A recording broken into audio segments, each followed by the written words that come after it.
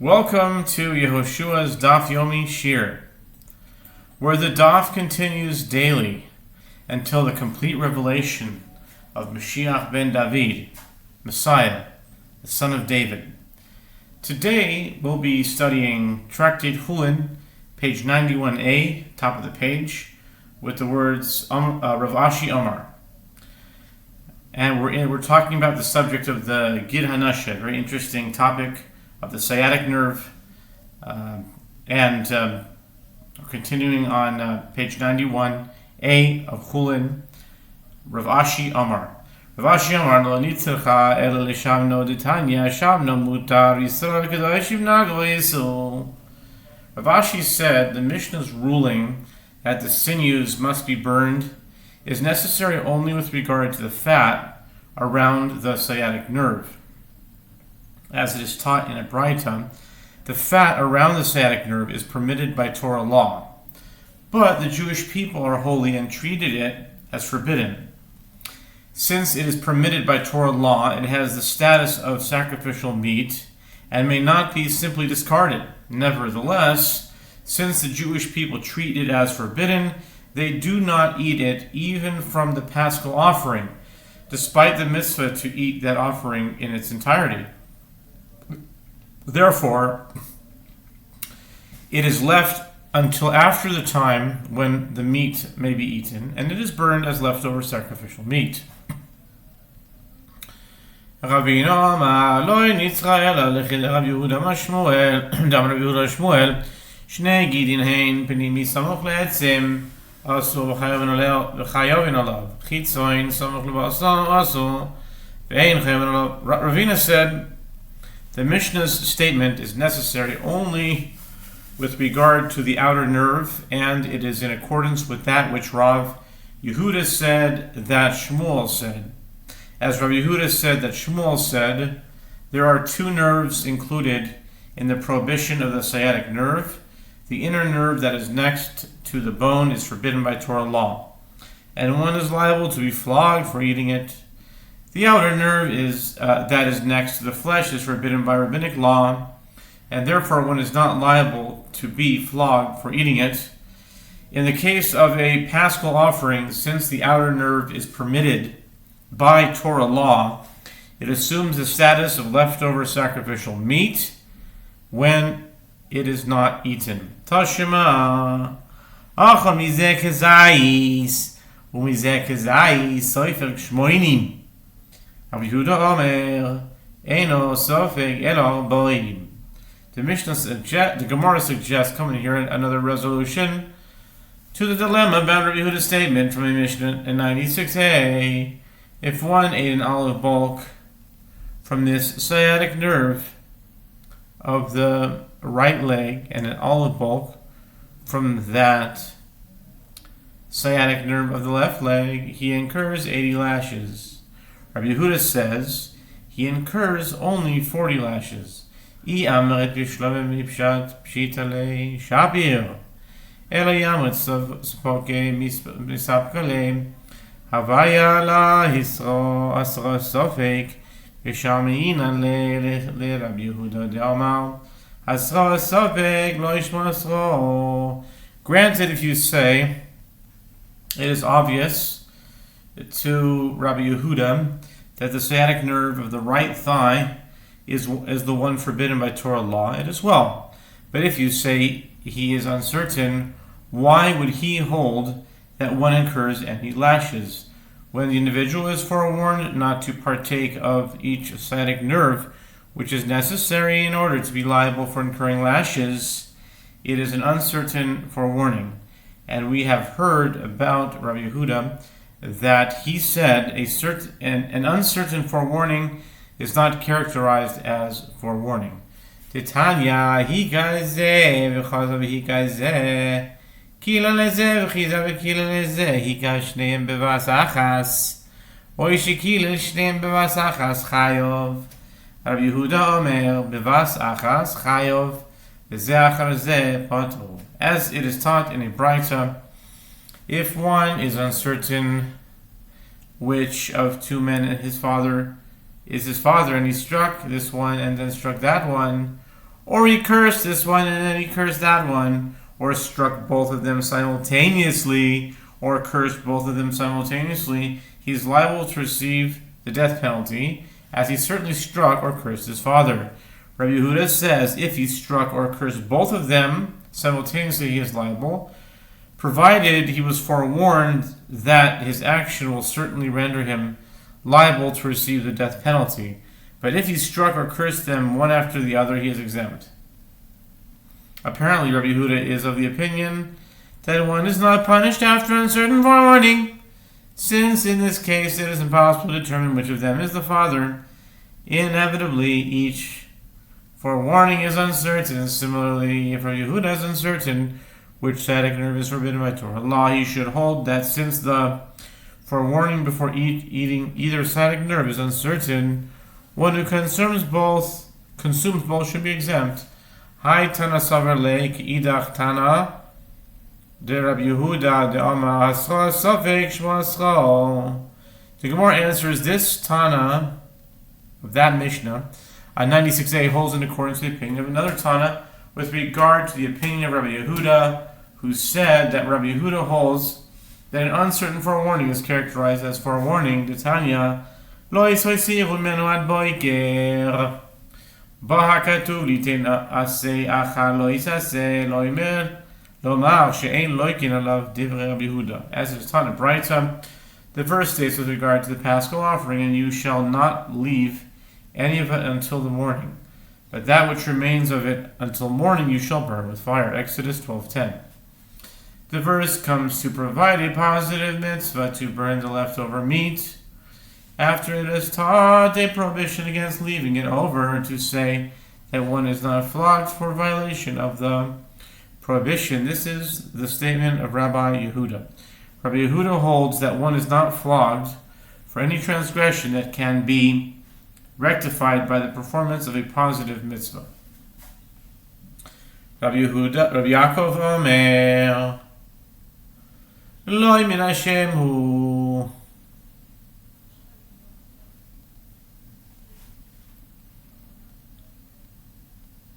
Lo min Hashem hu. Ela mishum dehavi lav shein boi maisi. V'chol lav shein boi maisi lo yiken alav. Rabbi Yaakov says this, the halacha that one is not flogged, is not for that reason.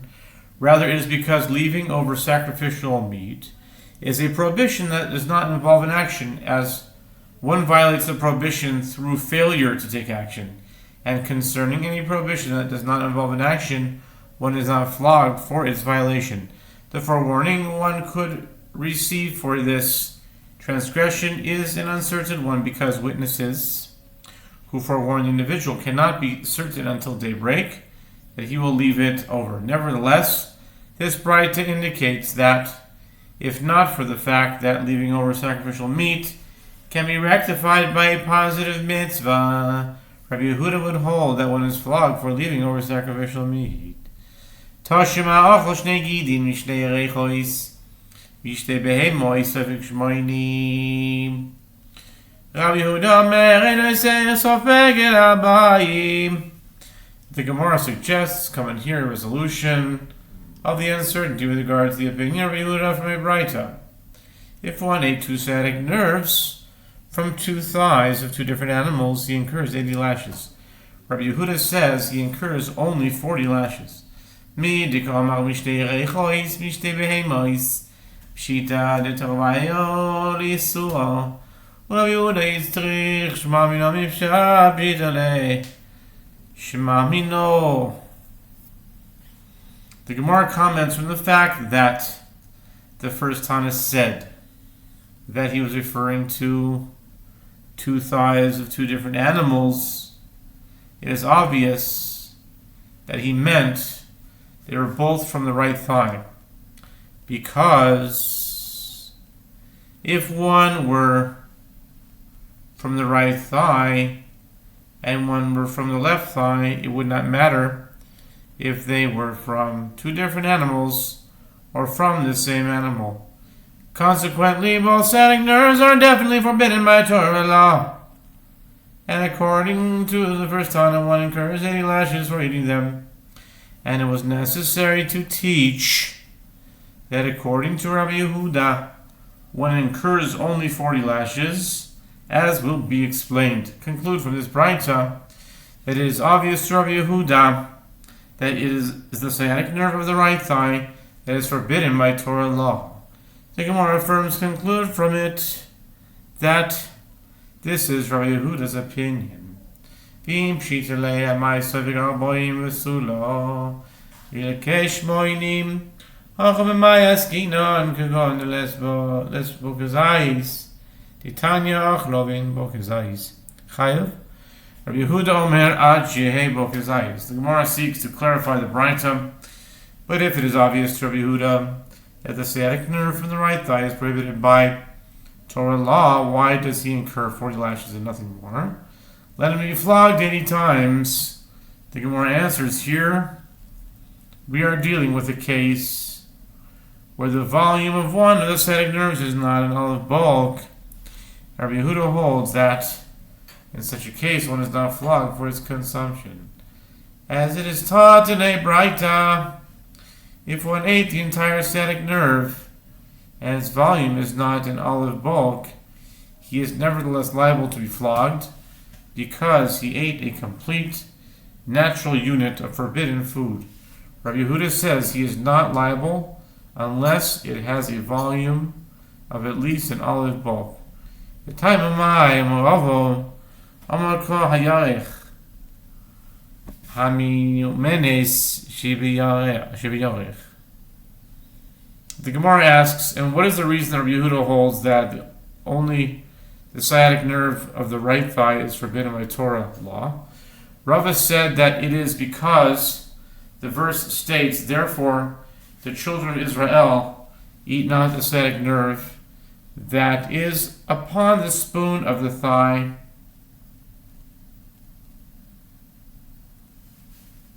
right? Kaf Yarech? The spoon of the right thigh. Genesis 32:33. The definite article indicates that this is referring to the most important thigh. Rabbanan hahu dipashit isure bichule yarech apogichitzon delo. And the rabbis who hold that the sciatic nerves of both the right and left thighs are forbidden by Torah law explain the definite article as teaching that the opinion applies to the one whose prohibition spreads through the entire thigh, meaning the inner nerve. This serves to exclude the outer nerve, which is not prohibited by Torah law. Die. Rabbi Yehoshua ben Levi Amar Krobe Behe Avko Imo Ke'adam shechobek es chaveiroi v'yodo megas lekaf yamino shel chaveiroi. Rabbi Yehoshua ben Levi said that Rabbi Yehuda holds that the sciatic nerve of the right thigh is forbidden because the verse states, and when he saw that he could not prevail against him, he touched the spoon of his thigh, and the spoon of Jacob's thigh was strained as he wrestled with him. Genesis 32:26. The angel grappled with Jacob like a man who hugs another in order to throw him to the ground, and his hand reaches to the spoon of the right thigh of the other. Rav Shmuel bar Nachmani Amar Kegoy Nidma Loi Amar Ma Yisrael Shenitpal Loi Goy Bederech Tofro Limino. Rabbi Shmuel bar Nachmani says the angel appeared to him as a Gentile, as the Master said, a Jew who is joined by a Gentile on the road and continues his travels with him should position the Gentile to his right, close to his dominant hand. This allows the Jew to defend himself against any potential attack. Since Jacob followed this practice, it was therefore Jacob's right thigh that the angel touched. Okay. Rav Shmuel bar Achad Kamed Rav Papa Mishmei Rav bar Ula Amar Ketalmid Chacham Nidme Lo Demar Mar Mehalach Yamin Rabo Harei Zebur. Rav Shmuel bar Achad said before Rav Papa in the name of Rav bar Ula that the angel appeared to Jacob as a Torah scholar, and therefore Jacob positioned the angel on his right side, as the Master said, one who walks at the right of his teacher is an ignoramus, in that he does not know how to act with good manners. Consequently, it was Jacob's right thigh that the angel touched. And the rabbis who hold that the sciatic nerves of both thighs are forbidden understand the angel came from behind Jacob and hit him on both thighs. Rabbi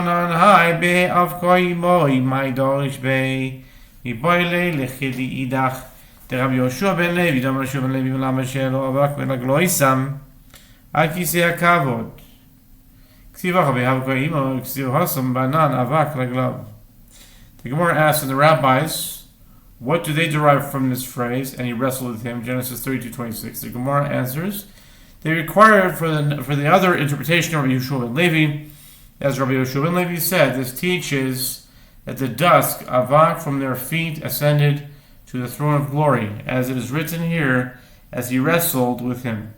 And it is written there in a description of how God will punish the wicked. The Lord in the whirlwind and in the storm is his way, and the clouds are the dust of his feet. Rabbi Yehoshua ben Levi, lama nikra shmo Gida Nashe, shenashe mimkom avi'ala.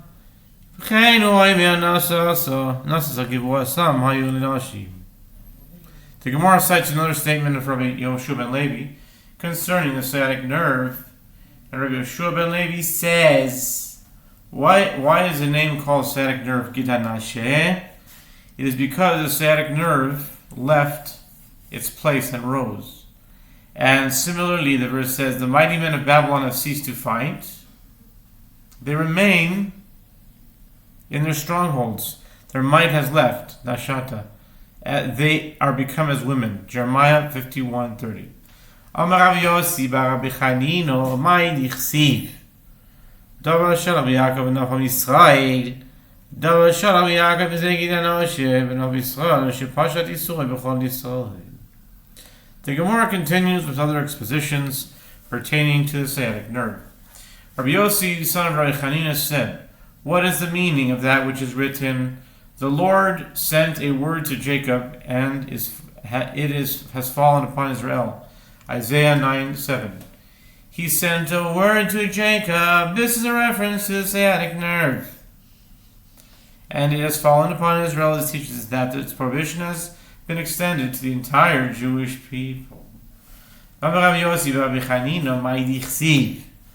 וטבח טבח ואוכן פעל להם בית השחיתו ואוכן תול גידה נושה בפניהם כמובן דאמר גידה נושה נאסר לבני נויח. And Rabbi Yossi, the son of Chanina, also said, what is the meaning of that which is written? And when Joseph saw Benjamin with them, he said to the steward of his house, bring the men into the house and slaughter the animals and prepare the meat, for the men shall dine with me at noon. Genesis 43:16. Joseph commanded his steward to expose the place of the slaughter on the neck of the animal to them, so that the brothers will know that it is being slaughtered correctly, and prepare.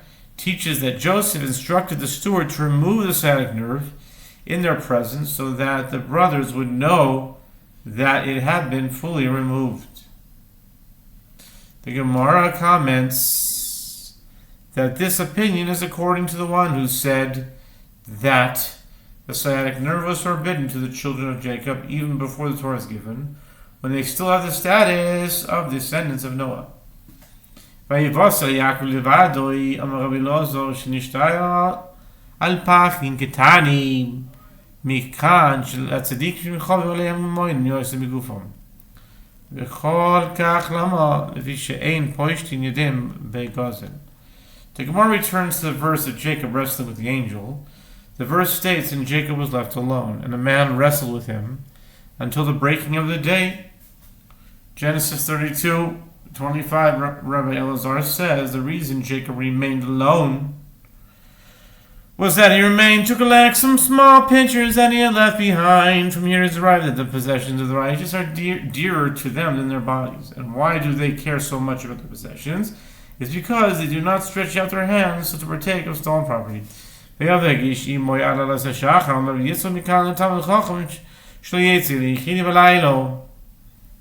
Rabbi Abba Bakana Omar Mihocham. The verse states, and the man wrestled with him until the breaking of the day. Rabbi Yitzchak says, from here it is derived that a Torah scholar should not go out of his house alone at night, as Jacob went out alone at night and he was injured. Rabbi Abba Bar Kahana said that the source for this instruction is from here.